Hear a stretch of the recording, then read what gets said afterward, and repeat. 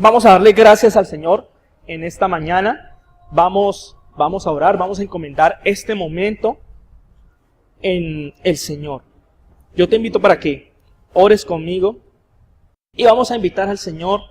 El Señor ya está aquí, pero vamos a decirle que queremos que entre, no que esté en nuestro lado o en los pasillos de esta iglesia, que lo queremos en nuestro corazón, que lo queremos en nuestra mente. Amado Dios, te damos gracias que tú estás en este lugar, porque tu promesa dice que donde hay 2 o más reunidos en tu nombre, allí estás tú. Pero Señor, nosotros queremos que no pases por nuestro lado, sino que vengas a nuestras vidas y que estés dentro de nosotros, que tu Espíritu Santo llene cada rincón de nuestro ser y que esa palabra que tú tienes para hoy llegue a nuestras vidas. Señor, queremos abrir nuestro corazón, queremos disponer nuestra mente, Señor, y nuestro ser para que tu palabra atraviese nuestra vida, atraviese nuestro corazón. Gracias, Señor, porque tú eres especial, porque eres maravilloso. Te damos gracias en esta mañana y seguimos contigo en el nombre de Jesús. Amén. Hoy vamos a hablar sobre un tema muy especial y el título de la charla: ¿realmente conoces al Dios del cielo? ¿Realmente conocemos al Señor? De una u otra forma, cuando nosotros vemos la historia humana, vemos que el ser humano ha identificado la necesidad de Dios, ha identificado internamente un vacío que no puede tapar con las cosas que lo rodean. El ser humano, no importa cuán refundida sea la sociedad, si son indígenas en el Amazonas, si son tribus en el África, siempre tienen alguna deidad, algo que reconocen como superior o que creen que reconocen como superior, con lo cual tratan de llenar un vacío que identifican en su vida. Y si nosotros vemos la historia de la humanidad, no se puede desprender esa historia de las religiones y de las creencias de las personas. A donde vayamos, China, Arabia, en la región donde estamos, en todas las culturas, a pesar de que hay gente que de pronto no tiene fe, de que se dicen ateos, pero en todas estas culturas hay religiones, hay gente aferrada a algo sobrenatural. Ahora, nosotros, ¿cómo sabemos que tenemos al verdadero Dios, al Dios creador de los cielos? Eso es lo que vamos a tratar de revisar un poco en el transcurso de esta charla. Pero miremos dónde empieza esto de la religiosidad y de las religiones. Vamos un momento a Génesis 3, allí en su Biblia. Génesis 3. Y vamos a leer desde el versículo 6 hasta el versículo 8.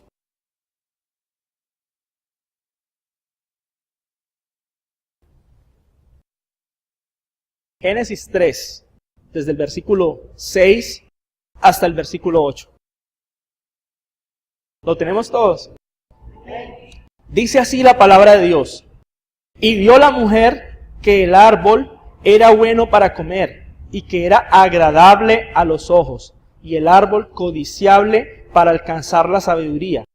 Y tomó de su fruto y comió, y dio también a su marido, el cual comió así como ella. Entonces fueron abiertos los ojos de ambos, y conocieron que estaban desnudos. Entonces cosieron hojas de higuera, y se hicieron delantales. Y oyeron la voz de Jehová Dios que se paseaba en el huerto, al aire del día. Y el hombre y su mujer se escondieron de la presencia de Jehová Dios entre los árboles del huerto. Hagamos una pausa hasta ahí. Este es el momento en que la humanidad se apartó del Señor.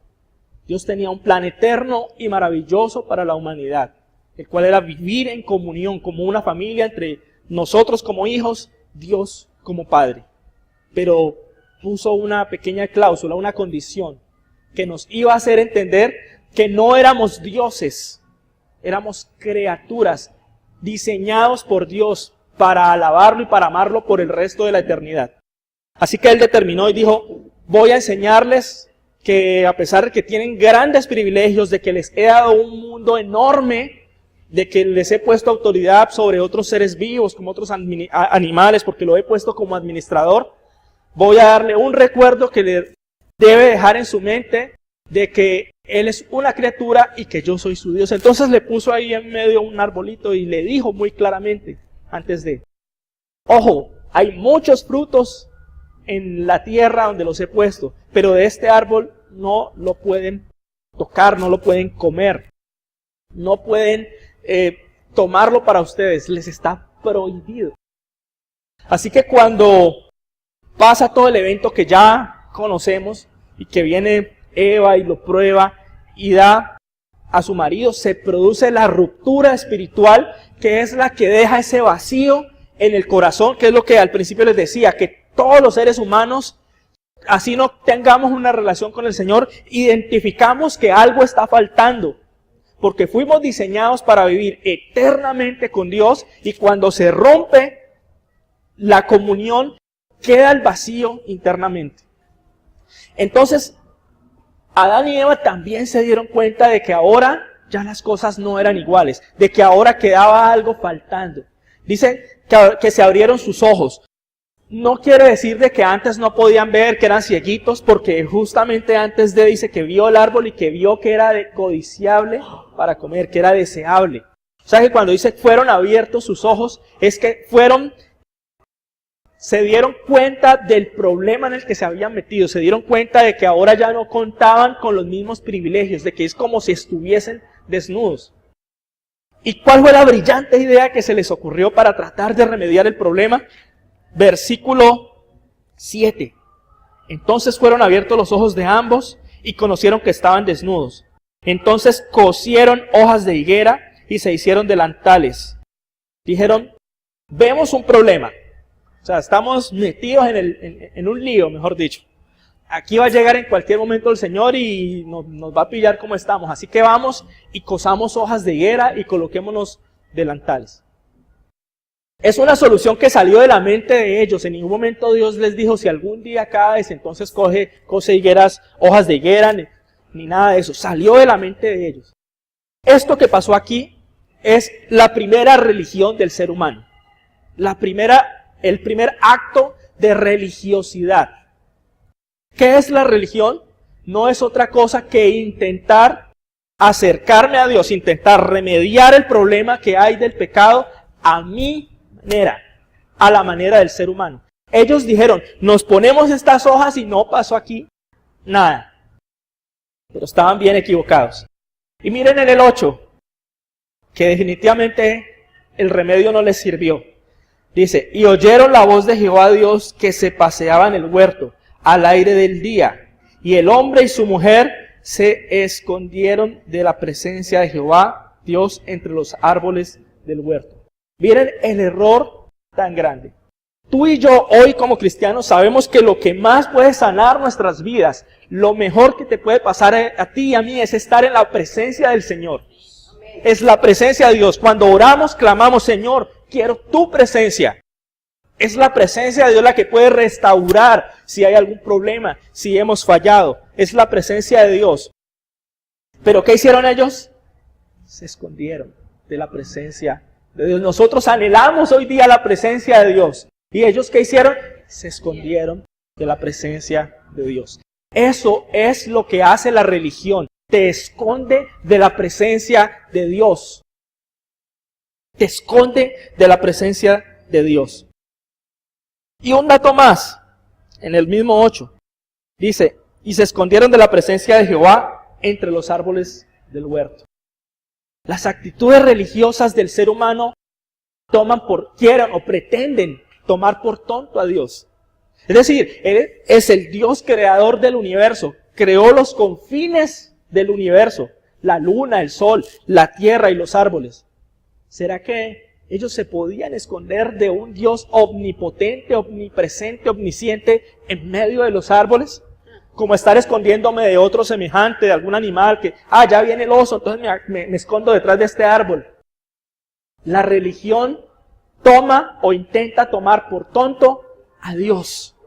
Cree que Dios es uno más, uno igual a nosotros. Esto es lo que hacen las religiones. La religiosidad intenta brindar una solución al problema a la medida del hombre. Ahora, hay muchas actitudes religiosas que nosotros conocemos en el mundo. Por ejemplo, no sé si en algún momento lo hicimos, alguno de ustedes aún lo hace. El hecho de que yo digo, yo quiero hacerle una petición a Dios, voy a prenderle esta veladora. Voy a prenderle esta velita para que Dios me escuche y me conceda mi petición. Es como si estuviésemos tomando por tonto a Dios. ¿Por qué? Porque el Señor, Dios, de acuerdo a lo que nos ha mostrado la Biblia, Dios es un ser vivo, supremo y eterno, el máximo, pero es un ser vivo, es una persona. Imagínate que tú tengas un trabajo y que tengas un problema con el jefe. Y que yo no necesito buscar al jefe de pronto para pedirle por ahí un aumento. Pero entonces yo no voy a tocar su puerta y a presentarme delante del jefe y argumentarle, jefe, es que yo quiero mi aumento porque pues estoy trabajando más duro y pasa esto, sino que yo digo, no voy a ir y ahí en la puerta del jefe le prendo una veladora. A ver si de pronto se me concede la petición. Cuando el jefe salga y deja veladora ahí, la persona por ningún lado, pues ¿esto de qué es? Lo mismo pasa con el Señor. El Señor anhela que tú y yo nos acerquemos delante de Él y hablemos con Él, dándole el respeto que Él se merece. Tú no podrías presentarte delante del jefe despeinado o vestido como tú quieras. No, hay unas exigencias mínimas. No podrías llegar tumbando las puertas y no, es el jefe. Tú tendrías que entrar a la oficina respetando los procedimientos establecidos por el jefe para poder que él te escuche. Lo mismo pasa con el Señor. Ahora, ¿qué es lo que pasa con los humanos? Cuando nos damos cuenta que nuestros métodos son inútiles para alcanzar al verdadero Dios, al Dios que nos creó. Porque los métodos humanos son inútiles. Lo que hacen es ponernos a kilómetros a distancia.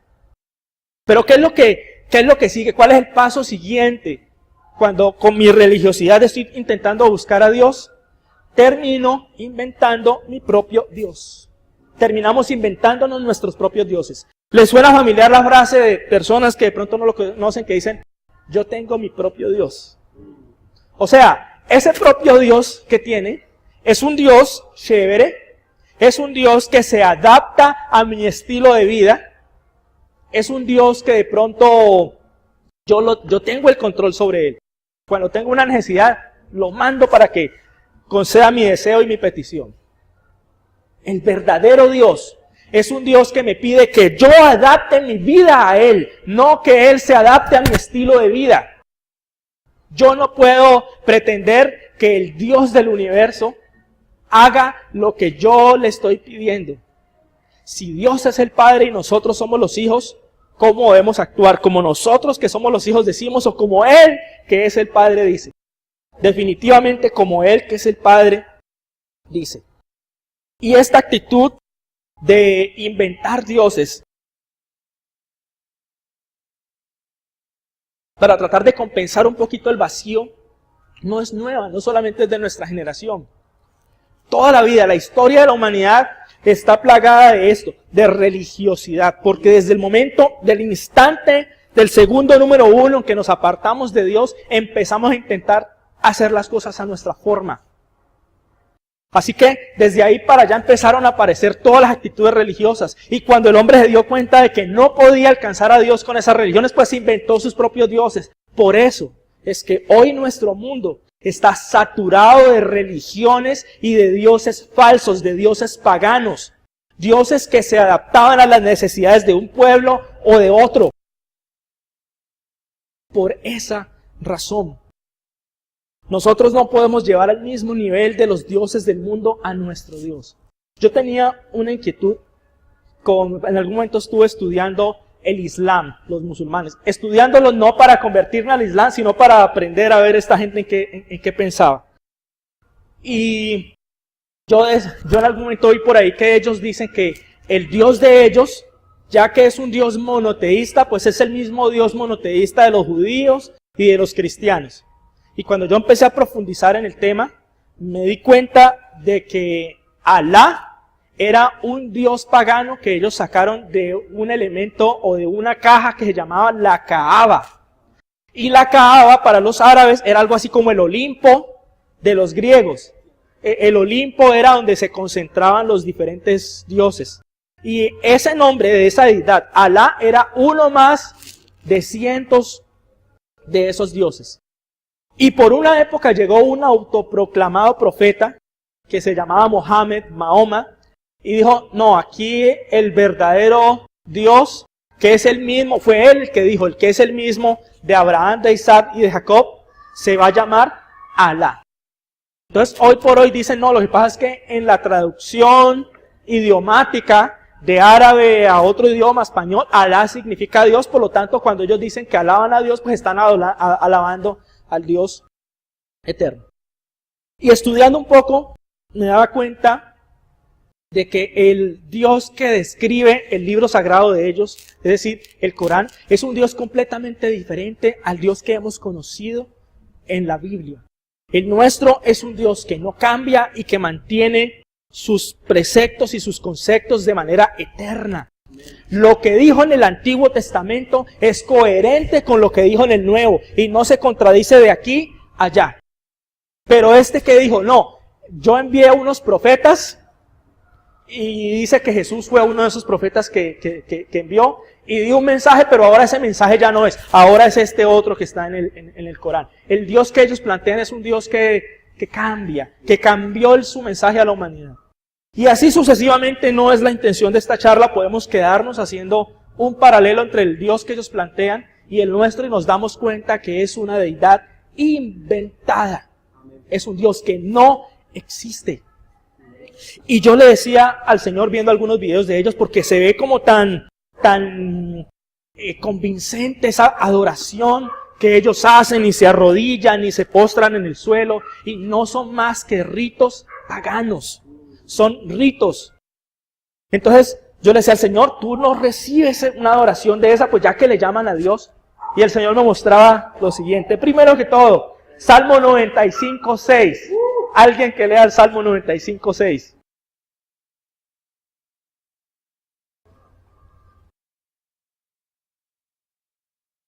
Ok. Salmo 96:5. 96:5, perdón. Salmo 96:5. ¿Qué dice el Salmo 96:5? Alguien que lo lea con voz. Todos los dioses de las naciones no son nada, pero el Señor ha creado los cielos. Amén. Amén. Dice, porque todos los dioses de los pueblos son ídolos. Todos los dioses de los pueblos son ídolos, pero Jehová, el Dios que se manifestó a Israel, Él es el creador de los cielos. ¿Cuántos dicen amén a eso? No hay otro Dios igual al nuestro. No hay otro Dios igual al nuestro. Y también el Señor colocaba un ejemplo en mi corazón. Es como si yo tuviera a mi esposa. Y de repente ella tiene unas exigencias para poder estar con ella. Y me dice, no, mijo, usted aquí tiene que llegar bañado, perfumado, bien peinadito, con la boquita bien cepillada, con la ropa limpia, los zapatos lustrados y con una flor en la mano para que yo lo atienda. De lo contrario, entonces cuando yo veo que no quiero cumplir esas exigencias, entonces de pronto digo en mi corazón, no, pues en vez de tratar de cumplir todo eso que me está pidiendo mi esposa, está loca, pues entonces me voy donde una prostituta que me recibe tal y cual como yo estoy, le pago, pero entonces voy a hacer algo chévere como para sentirme mejor. A esa prostituta no le voy a llamar con el nombre de ella, sino que le voy a decir, esposa mía. Y de pronto le pongo una fotico de mi esposa como para sentirme mejor.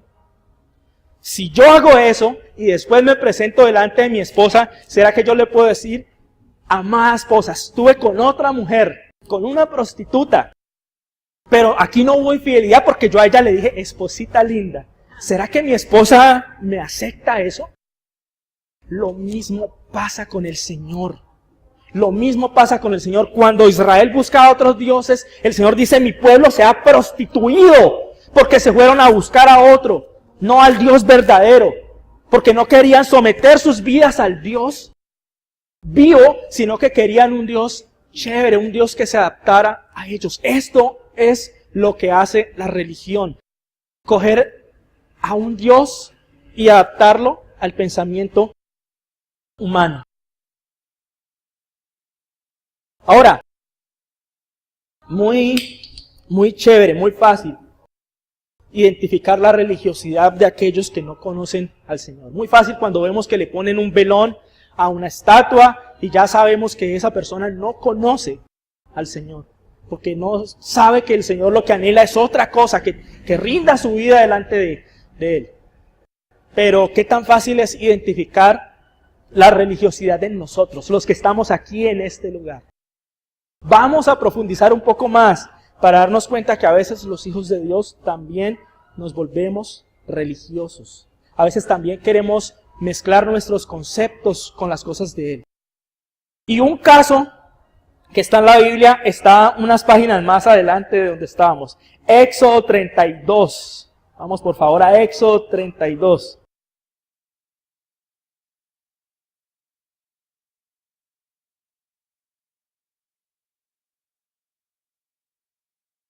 La religiosidad está impregnada en la vida del ser humano desde la caída. Nosotros, aún conociendo al Señor, a veces queremos meter nuestra mano. A veces queremos ayudarle a Él en la obra. Y Dios sabe lo siguiente. Sabe que nosotros caímos porque queríamos ser iguales a Él. La tentación que el enemigo nos puso es que queríamos ser iguales al Señor y eso nos pareció agradable. Es decir, ser nosotros mismos dioses, establecer nosotros los caminos, determinar qué es bueno, qué es malo. Así que como Dios sabe que en la naturaleza que nos llevó a caer está esa decisión, jamás permitirá que nosotros como criaturas le marquemos al Dios del universo su camino. Jamás, jamás. Es lo que Él estableció. Dice en Éxodo 32. Éxodo 32. Dice en el versículo 1. Vamos a leer algunos versículos. Viendo el pueblo que Moisés tardaba en descender del monte, se acercaron entonces a Aarón y le dijeron: levántate, haznos dioses que vayan delante de nosotros, porque a este Moisés, el varón que nos sacó de la tierra de Egipto, no sabemos qué le haya acontecido. Hagamos una pausa allí.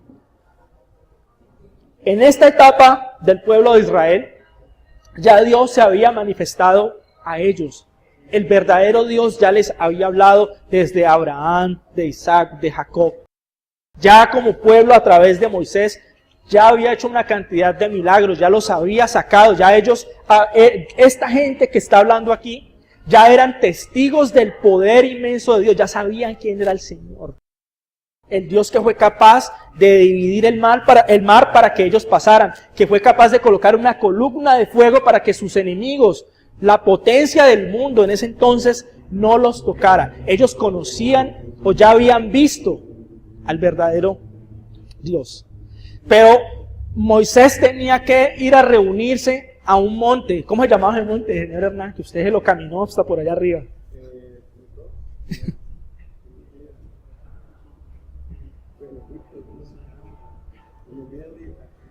A Moisés le tocaba subir un buen rato a un monte, que se nos olvidó el nombre, a reunirse con el Señor, donde el Señor le mostraba su voluntad. Dios lo llamaba, le decía: usted tiene que subirse a este monte. Yo no sé cuántas horas se demoraría ese pobre hombre, ya anciano, el Sinaí, ya anciano, tener que subir ese monte. Porque Moisés pudo haber dicho: venga, no me haga subir ese monte. O sea, el mismo Dios que yo encuentro allá en ese monte, pues es el mismo que venga y hable conmigo. Pero no, Moisés no dijo eso. Moisés dijo: si tú me llamas a la cima del monte, a que yo llegue sin fuerzas, agotado, allá voy, porque esa es tu voluntad. Y el Señor allá hablaba con él y allá le mostraba su voluntad para el pueblo. Pero el pueblo de pronto no tenía esta misma actitud. De pronto el pueblo quería era algo fácil aquí, que el Señor nos instruya, que el Señor nos dé. Moisés se fue, quién sabe si vuelva o no. Entonces aquí está la actitud religiosa de los que conocían al Señor. Esto no son paganos, esto era gente que conocía al Señor. Dice: Acercándose entonces Aarón le dijo, levántate, haznos dioses que vayan delante de nosotros, es decir, unos dioses a los que podamos controlar. Esa es la actitud de la religiosidad en el ser humano. Esa es la actitud que a veces está en ti y en mí. Porque cuando escuchamos este tema y en la medida que vamos a ir avanzando, tenemos que dejar de ver la religiosidad de los otros y tenemos que empezar a verla de nosotros. Porque siempre el resultado va a ser el mismo. ¿Qué va a pasar? Nos va a esconder de la presencia del Señor. Así que dijeron, haznos dioses que vayan delante de nosotros, porque a este Moisés, el varón que nos sacó de la tierra de Egipto, no sabemos qué le haya acontecido. O sea, como quien dice, ese plan que Dios tiene de llevarlo para a nosotros no, como que no nos convence mucho. Entonces más bien asegurémonos de tener nuestro propio Dios controlado bajo nuestra voluntad. En otras palabras. En el 4, dice que finalmente lo hicieron. Dice, y los tomó de la mano de ellos y les dio forma con buril e hizo de ellos un becerro de fundición. Entonces dijeron, Israel, estos son tus dioses que te sacaron de la tierra de Egipto. Qué terrible lo que estaba pasando. Ellos sabían que el Señor, el Dios del universo, era el que los había sacado de la tierra de Egipto. Pero esto que estaban haciendo aquí, a pesar de que ellos sabían que era el Señor, estaban diciendo, venga, para que ustedes se sientan bien, o sea, como el caso de la esposa. Entonces, este es el Dios que los sacó de la tierra de Egipto. A este lo podemos servir tranquilamente. Este becerro que hicimos con oro, pues ese fue el que los sacó. Le ponemos el mismo nombre y aquí no pasa nada. Esta es la actitud. Dice en el 5, y viendo esto Aarón, que era un sacerdote, hermano de Moisés, que debió corregir todo esto y mandarlos al charco, dice, edificó un altar delante del becerro y pregonó, o sea, habló y dijo de todo. Mañana será fiesta para Jehová. Aquí, ¿qué está pasando? Se está mezclando lo santo con lo inmundo. Eso se llama sincretismo religioso. Y el ser humano es experto en esa actitud. Como seres humanos, como creyentes, a veces nos volvemos expertos en tratar de mezclar las cosas de Dios con las cosas del mundo, con las cosas de la carne, con nuestras propias ideas. Y para sentirnos bien, le ponemos el nombre de los santos. Decimos, no, bueno, como ahora este becerro, pues vamos a hacer un altar. Esto ahora es una fiesta para Jehová. O sea, Jehová está tranquilo. Pero ¿qué dijo el Señor? Dice en el 6, al día siguiente madrugaron y ofrecieron holocaustos y presentaron ofrendas de paz. Y se sentó el pueblo a comer y a beber y se levantó a regocijarse. Estaban alegres, ellos estaban felices. La religión nubla la visión del ser humano. No saben, no se imaginan lo que está pasando realmente en el reino de los cielos cuando hay actitudes religiosas. Y dice Jehová en el 7, que estaba con Moisés, dice, entonces Jehová dijo a Moisés, anda, desciende, porque tu pueblo al que sacaste de la tierra de Egipto se ha corrompido. Mientras estos acá estaban felices porque creían que estaban bien e intachables delante del Señor, el Señor sabía muy bien que se habían corrompido, que lo estaban tomando por tonto. Eso era lo que estaba pasando con el pueblo en ese momento. Dice en Ezequiel 22:26, alguien que lo lea, por favor. Ezequiel 22:26.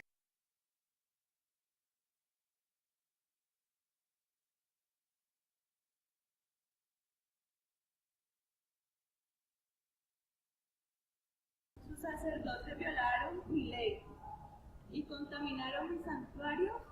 Entre lo santo y lo profano no hicieron diferencia, ni distinguieron entre inmundo y limpio, y de mis días de reposo apartaron sus ojos, y yo he sido profanado en medio de ellos.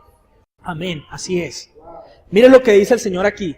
Dice, entre lo santo y lo profano no hicieron diferencia. Para ellos fue igual. Ahora, ¿quiénes lo hicieron? ¿Los paganos del mundo? Sus sacerdotes violaron mi ley.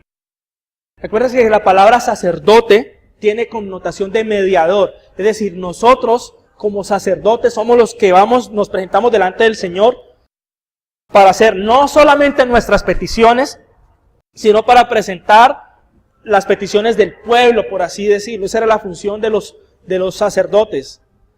Clamar por otros, por el pueblo, de una u otra forma, no era una intermediación, sino que era un ministerio delegado por el Señor para que Él no se comunicara con todo el pueblo, sino que hubieran unas personas que vinieran, se limpiaran delante del Señor y pudieran llegar a Él. O sea que eran personajes que de una u otra forma representaban la voluntad de Dios.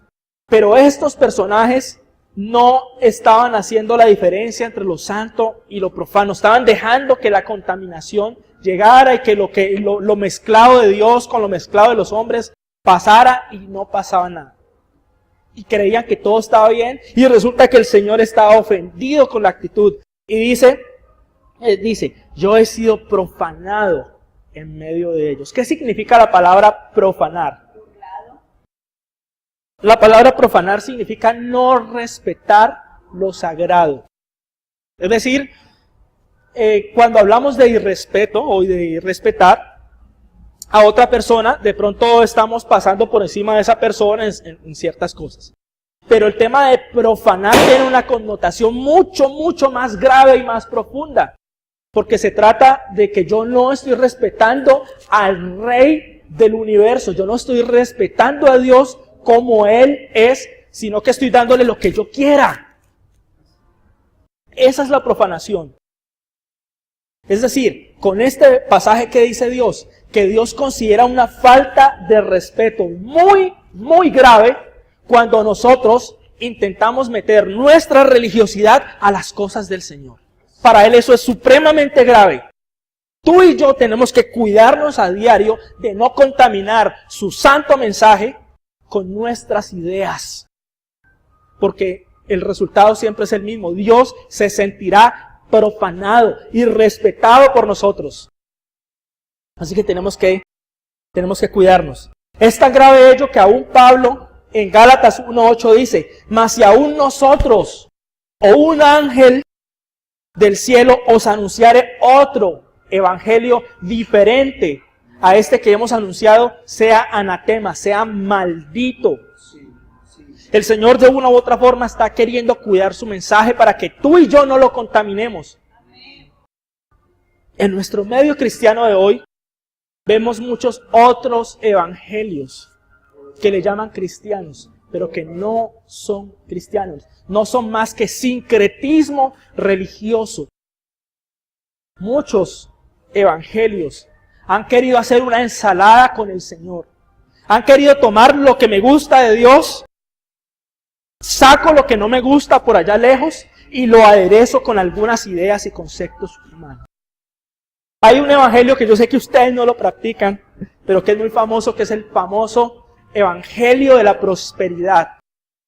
Y nosotros, y toman algo que de pronto una parte de Dios, porque Dios quiere prosperar nuestras vidas. Dios quiere causar cosas especiales en nosotros, pero todo ello tiene condiciones. Nosotros necesitamos ser apartados del mundo, necesitamos vivir en santidad para que las bendiciones del Señor fluyan. Pero este evangelio de la prosperidad que se predica en muchas partes hoy es un evangelio que usted recibe las bendiciones cuando se metió la mano al drill y tome, entonces usted compró a Dios como comprando a una prostituta. Es un sincretismo, es un falso evangelio. ¿Cuál es el resultado? Que es un evangelio maldito. Hay que llamarlo así. De pronto nos da pena con algunos hermanos o amigos que de pronto puedan estar en esto, pero a la luz de la palabra están en un evangelio maldito. Así es. Ahora, de pronto también encontramos en nuestras iglesias cosas de sincretismo religioso, de pronto no tan graves, pero que igual son mezcla de lo santo con lo vil. Un ejemplo de ello, muy sutil, me perdonan si pasa aquí, yo no sé, pero a veces hay una costumbre religiosa que no vemos en la iglesia. Sabemos que nosotros, el Señor nos dio autoridad sobre los demonios, de echarlos fuera y reprenderlos. Pero a veces en medio de nuestra oración, estamos orando, hablando con el Señor, ahí mismo terminamos hablándole a Satanás, y que ahora tú fuera y que no sé qué. ¿Qué es orar? Orar es hablar ¿con quién? Con el Rey, con Dios, con nadie más. Cuando yo oro y de acuerdo al modelo que Jesucristo enseñó, desde el principio hasta el fin, mi oración va al Señor. Todo lo que Jesús enseñó en la oración, que le llamamos del Padre Nuestro, era Señor hacia Él, todo momento.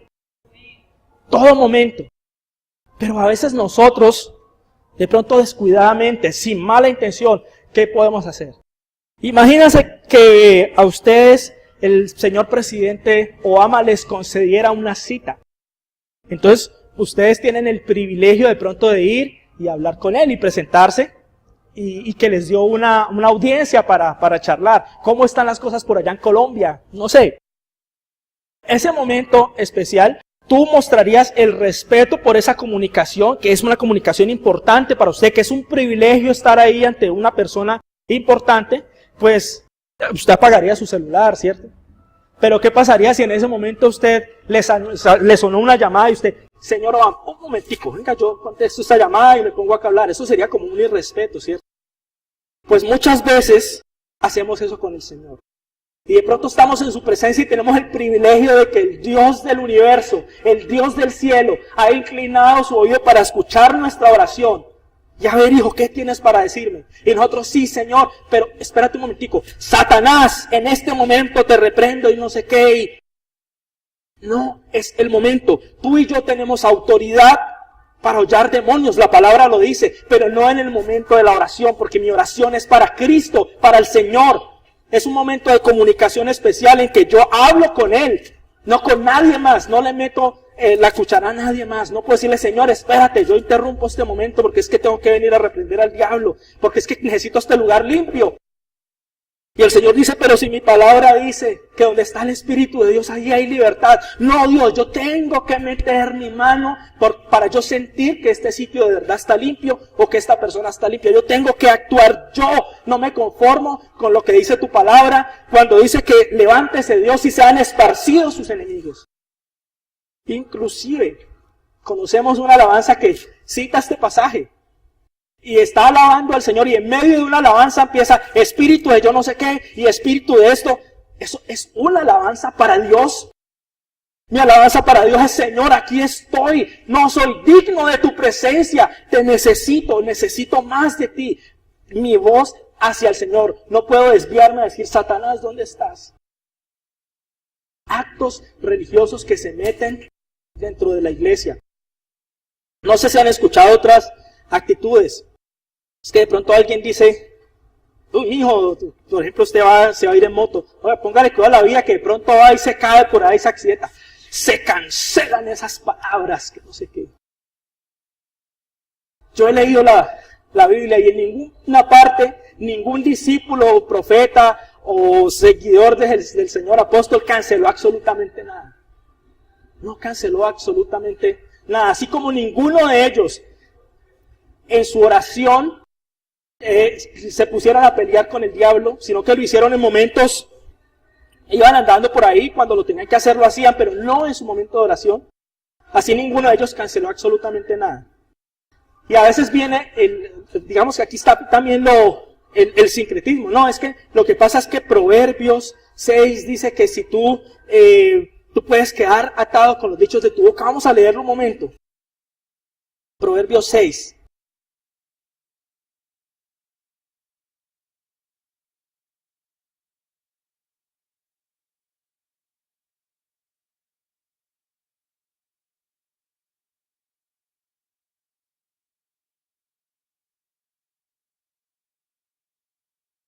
Proverbios 6, el 2. 6, versículo 2. Esto es lo que a veces le oímos a los que andan cancelando frases por ahí. Dice, te has enlazado con las palabras de tu boca y has quedado preso de los dichos de tus labios. Uno podría decir, no, amén, entonces hay que cuidar muy bien lo que otro dice de mí o algo así. Pero resulta que el contexto de esto empieza desde el 1. Dice, hijos míos, si salieres fiador de tu amigo, si has empeñado tu palabra a un extraño, entonces Tú has enlazado tus palabras de tu boca y has quedado preso de los dichos de tus labios. Está hablando de un pacto cuando usted es fiador. Usted salió fiador de alguien, usted entonces, así no haya firmado un documento, sino que usted empeñó su palabra, usted ya quedó enlazado a esa obligación. Así que el sincretismo religioso toma versículos fuera de contexto y los pone a otras cosas. Otras cosas que de pronto vemos que es religiosidad, que no lo vemos ni en los discípulos, ni en los apóstoles, ni en profeta, y es algo que está muy de moda y es yo decreto, yo declaro, yo establezco, y todo tiene que ver con el yo hago tal cosa. Y como siempre, de pronto por ahí aparecen versículos que tal vez respaldan esta situación. Entonces por ahí nos hablan de Apocalipsis 5:10, cuando dice que nosotros somos reyes y sacerdotes para Dios. Pero resulta que esa palabrita, reyes y sacerdotes para Dios, está en nuestra traducción Reina y Valera. Cuando vemos otras traducciones que de pronto se han basado en textos un poco más antiguos, nos damos cuenta que ya la palabra no es reyes y sacerdotes, sino que dice somos un reino de sacerdotes. Y es mucho más coherente. ¿Qué quiere decir? Que tú y yo no somos ningunos reyes. Hacemos parte de un reino de sacerdotes, es decir, de intercesores ante Dios por los demás. Y es lo mismo que nos dice por allá otro pasaje, mas vosotros sois real sacerdocio, nación santa, pueblo adquirido por Dios para que anuncies las virtudes de aquel que los llamó de las tinieblas a su luz admirable. O también nos dicen que Marcos 11:23, cualquiera que dijera a este monte, quítate y échate del mar. Y no vamos a profundizar en esto porque no es el tema central. Pero el contexto de Marcos 11:23, cuando dice cualquiera que dijera a este monte, quítate y échate al mar, se explica en el versículo 24. Cuando dice, y cualquiera que pidiera estas cosas en oración, creyendo. No se trataba de una superautoridad del ser humano para decir, no, es que yo le digo a este monte, vayas de aquí, vayas de acá, y como lo creo, entonces sucede. Lo que el Señor está diciendo es que si tú tienes la fe y en oración pides para que eso pase, el Señor lo va a hacer. Es muy diferente a tú pretender tener pues la autoridad de Dios y decir yo decreto, yo establezco, yo hago esto. Pero ¿cómo lo aderezamos a veces para que parezca cristiano? No, yo declaro en el nombre de Jesús. Pero sigue siendo la misma religiosidad. Sigue siendo la misma. ¿Cómo sabemos esto? Ningún discípulo de Jesús decretó absolutamente nada. Ninguno. Ahora, esto simplemente, todos de alguna forma podemos tener actitudes religiosas que no son o que no están en el modelo bíblico, algunas graves, algunas de pronto muy superficiales, pero lo que sí nosotros debemos tener cuidado es de que no estemos llevando una vida religiosa a los ojos del Señor. A nosotros nos debe preocupar mucho lo que dice Mateo 7, 21, 23. Vamos a leerlo.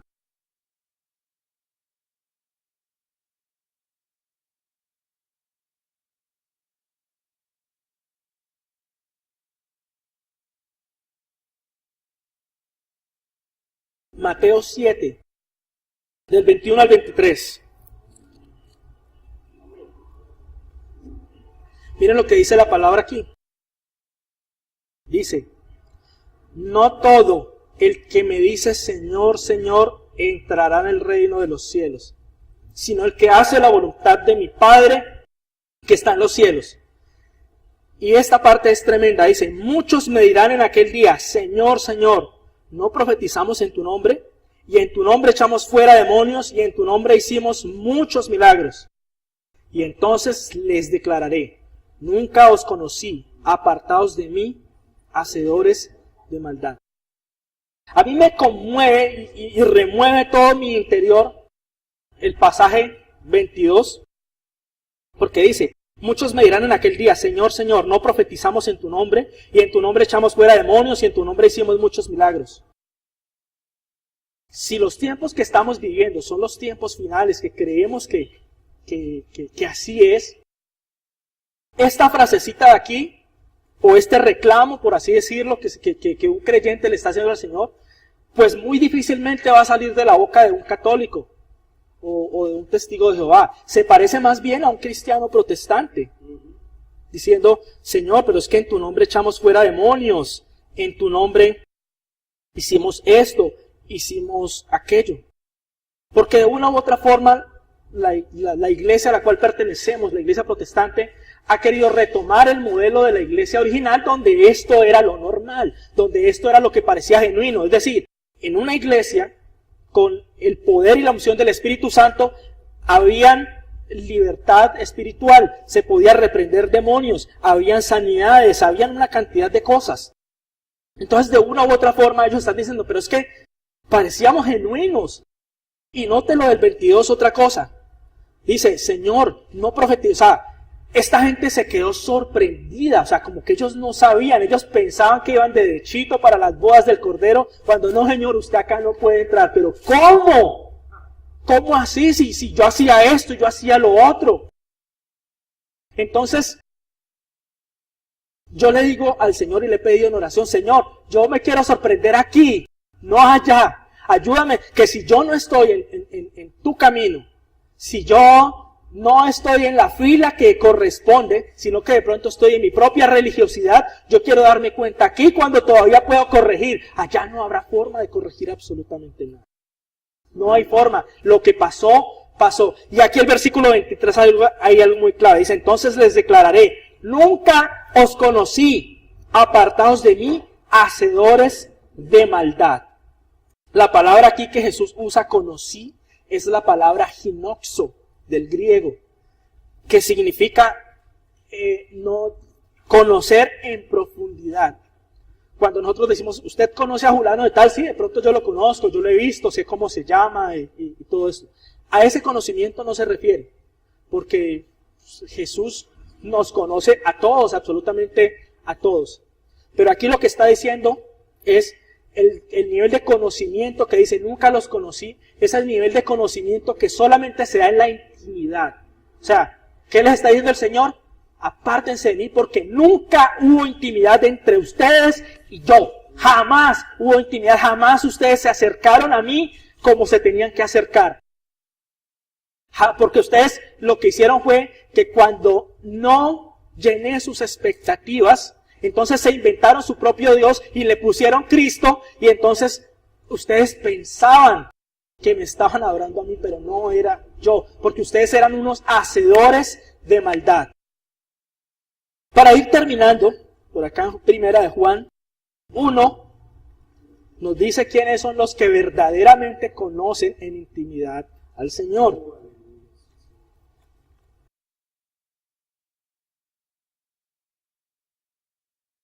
Y este tema no es para que nosotros nos asustemos y nos preocupemos, es porque es importante que tú y yo revisemos nuestras vidas a la luz de las Escrituras, no a la luz de la religiosidad. Note que el reclamo de ellos fue, yo hice esto, yo hice aquello. No sé cuál sea tu seguridad en este momento en el Señor. Si es esto que haces, es que yo me congrego, es que yo hago esto, es que yo hago lo otro. O tu seguridad es en la palabra, en aquello que Dios dijo, no lo que tú haces. Es la diferencia. Pero aquí en Primera de Juan, en el capítulo 1, en el versículo 5, comienza a mostrarse una clave. Vamos a verla. Dice Juan, este es el mensaje que hemos oído de él y os anunciamos. Es decir, esta es la verdad. Este es el mensaje genuino, que no tiene sincretismo religioso, sino que esto es lo que Jesús dijo. Esta es la voluntad de Dios. Dice primero que todo, Dios es luz y no hay ninguna tinieblas en él. Si decimos que tenemos comunión con él y andamos en tinieblas, mentimos y no practicamos la verdad.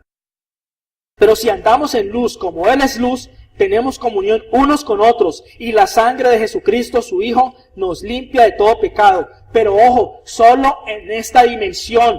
Dice, pero sí, condicional, pero si andamos en luz como él está en luz, tenemos comunión unos con otros y entonces ahora sí, la sangre de Cristo nos puede limpiar de todo pecado. Y aclara acá en el 8, si decimos que no tenemos pecado, nos engañamos a nosotros mismos, y la verdad no está en nosotros. Si confesamos nuestros pecados, Él es fiel y justo para perdonar nuestros pecados y limpiarnos de toda maldad. Aquí pasa algo que es clave y espero que lo cojamos y que no se nos olvide. La clave del asunto para que nuestros pecados sean perdonados está en lo siguiente. Dice, si decimos que tenemos comunión, pero si andamos en luz, como Él está en luz, o si andamos en tinieblas. Tú y yo seguimos siendo pecadores. Siempre seremos pecadores. Y aclara igual, si alguno dice que no tiene pecado es un mentiroso, porque aquí todos pecamos. Pero hay una gran diferencia. ¿Cómo estás caminando tú? ¿Estás caminando en la luz o estás caminando en tinieblas? En términos prácticos, ¿esto qué significa? ¿Cómo recibes tú estos versículos que acabamos de leer o cómo los has recibido siempre? El que anda en tinieblas, cuando dice, no, es que la sangre de Cristo nos limpia y si confesamos nuestros pecados, Dios es fiel y justo para perdonarnos. El que anda en tinieblas asume esto como una licencia para pecar más, para seguir pecando. Dice, no, pues yo puedo hacer lo que yo quiera, pero pues para eso está la sangre de Cristo, que esa no hay mancha que se le ponga en pie y eso borra lo que sea, mi pecado. Pero la actitud del que está en tinieblas es que esto me sirve a mí para yo seguir haciendo lo que yo quiero hacer. Es decir, yo no estoy adaptando mi vida al Evangelio, sino que estoy haciendo que el Evangelio se adapte a la mía. Religiosidad. Religiosidad. La misma actitud que desde el principio nos ha tenido lejos de la presencia de Dios. Pero el que está en la luz es alguien que primeramente quiere agradar al Señor, porque sabe que el Señor lo está viendo. Que su vida no es oculta. Y podemos pecar también. Pero no es un pecado que nos agrade. Al que recibe estos pasajes como licencia para pecar es alguien que ama el pecado y que simplemente dice, no, pues esto me ayuda pues a que yo peque y no pasa nada, me siento bien. Mientras que el que anda en la luz, el que ama al Señor, no quiere que nada emugre su relación con Él. No quiere que haya algo que estorbe en mi intimidad con el Señor. Así que cuando peco, cuando caigo en algo, lloro y caigo de rodillas ante el Señor y le digo, Señor, perdóname porque caí en algo desagradable, porque hice esto, porque hice lo otro. Entonces, ¿qué dice el Señor? En esta dimensión, entonces tus pecados te son perdonados. Porque tu objetivo en la vida no es caminar como tú quieres y que la sangre de Cristo esté como un jabón ahí para que te limpie, sino que tu objetivo en la vida es adorarme como Dios. Y entonces sé que te vas a resbalar en algún momento, pero yo estoy ahí, no para aplastar tu cabeza, sino para estirar mi mano y decirte, levántate y resplandece, porque tienes que seguir adorando al Rey. Esa es la actitud de los que andan en la luz, una actitud de adoración al Rey, una actitud de morir a mis deseos, de morir a lo que yo quiero, a mis propias actitudes, a morir a mis ideas y no tratar de mezclarlas y hacer un sincretismo religioso en mi relación con el Señor. Esto es afirmado en el versículo 2 en 1 de Juan. Dice, hijitos míos, estas cosas os escribo para que no pequéis. Y si alguno hubiere pecado, abogado tenemos para con el Padre a Jesucristo el justo. Es decir, ¿cómo lo oiría esto en los oídos de alguien que anda en las tinieblas? Pues tranquilo, mijo, esto se escribió para que usted peque y ande a sus anchas y tranquilo. Y tengamos cuidado con esto, porque a veces no nos lo decimos de esa forma, pero actuamos como si esa fuera nuestra línea de vida. O sea, yo peco y no hay problema, antes de pecar, chévere, pues después voy y me pongo a cuentas con Dios y pues ahí me limpio y todo eso, y pues yo voy el fin de semana a la iglesia, allá pido perdón y todo, y sigo viviendo como yo quiera. Pero la actitud del Hijo de Dios es esta: hijitos míos, esto les escribo, no para que tengan confianza en pecar más, sino para que no pequen. Pero como van a resbalar en algún momento porque siguen siendo débiles, tranquilos. En esa dimensión tienen abogado. Y mire lo que dice acá en el 2, 4. Dice, y en esto sabemos que nosotros le conocemos. Aquí la palabra conocemos nuevamente viene a ser la palabra ginoxo en su original en el griego. La palabra que implica intimidad con el Señor. Dice, y en esto sabemos que tenemos intimidad con el Señor si guardamos sus mandamientos. Tú no sabes si tienes intimidad con el Señor porque no debes pensar que tienes intimidad con el Señor, porque de pronto en una canción bonita que sonó en el culto me salieron 2 lágrimas. Entonces, ¿qué intimidad en la cual estoy con el Señor? Amén. Es adorarlo y es agradable, y a veces nuestro corazón se quebranta y algunas lágrimas salen cuando lo estamos adorando porque lo amamos. Pero aquí el Señor te dice, no son esas lágrimas de cocodrilo las que te salen a veces, las que determinan si has tenido intimidad conmigo, sino en esto, en que haces lo que yo digo. El que dice, yo le conozco, oiga muy bien, y no guarda sus mandamientos, el tal es mentiroso, no le conoce. Y si sigue en esa actitud, cuando llegue delante del Señor, Él también le va a decir, nunca te conocí. Y la verdad no está en Él. Dice en el 5, pero el que guarda su palabra, en este verdaderamente el amor de Dios se ha perfeccionado. Por esto sabemos que estamos en Él. La Biblia no nos deja vacíos. No podemos llegarle a decir al Señor, Señor, es que yo pensaba que era hijo tuyo, pero no hubo nada que me dijera que no lo era. No, Señor, la Biblia sí le dice cuando usted verdaderamente está siguiendo el mensaje del Señor. Qué fácil es caer en religiosidad y en sincretismo. Qué fácil es armar mi propio Dios a mi gusto y ponerle el nombre del verdadero. Qué fácil es hacerlo. Pero es la palabra la que nos revela al verdadero y único Dios del universo. No hay otro. No hay otro. No importa a tu Dios en tu corazón, no importa. A veces somos creyentes, vamos a la iglesia y seguimos pensando en nuestro propio Dios. Solo que ahora lo llamamos Jesús, solo que ahora le llamamos Jehová. Pero sigue siendo nuestro propio Dios. La invitación del Señor en esta mañana, ya tarde, para cada uno de nosotros, para ustedes, para mí, es que nosotros tenemos que recibir al verdadero Dios. Tenemos que aceptarlo tal como Él es. No solamente puedes decir, a mí me gusta esto de Dios, que Dios bendice, que Dios prospera, pero cuando Dios exige y demanda santidad y apartarnos del mundo, ese Dios ya no me gusta. Ese es el mismo Dios, ese es el Dios que te está llamando a ti y a mí a rendirle tu vida a Él. No hay otro. Mi propio Dios, el propio Dios que tú te creas en tu mente, no sirve de nada. No sirve para nada. Es el verdadero, es aceptar su mensaje y aceptar las cosas a su estilo y a su modo, lo que nos permitirá disfrutar de su presencia. Vamos a cerrar nuestros ojos y vamos a hablar al Señor. Colócate de pie. Había un hombre en la Biblia, un adorador, que tenía muchos errores. Se llamaba David, el rey. Él amaba la presencia del Señor, amaba al Señor. Y cometió muchos pecados. Pero Dios no le consideró hacedor de maldad a pesar de que hizo mucha maldad. Hubo perdón para él. Porque este hombre, ¿cuál era su actitud? Le decía, Señor, examíname. Y mira si en mí hay caminos de maldad. Él no decía eso como para que Dios se diera cuenta, porque Dios ya lo sabía. Él le decía eso para que Dios aquí en la tierra le permitiera mostrar qué podía estar obstaculizando su camino a la adoración, que era lo que más le gustaba hacer.